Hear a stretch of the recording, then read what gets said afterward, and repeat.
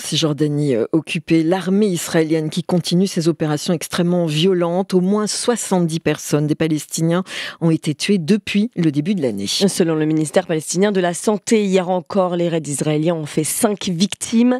Les attaques se concentrent dans les villes de Jénine et Toubas, où Israël continue son opération militaire, vous l'avez dit, où plus de 580 habitants ont été arrêtés ce mois de janvier, dont une soixantaine d'enfants, selon des sources locales citées par le média Al Jazeera.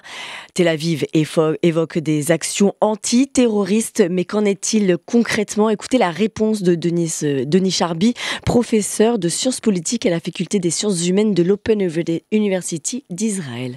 Depuis 3-4 ans, des armes à feu sont entrées de nouveau en Cisjordanie, et c'est notamment à Jenin que cela se concentre. Vous verrez que très peu à Naplouse, très peu à Hébron, très peu à Kalkilia, à Touel-Karem, même si ça et là de temps en temps ça arrive.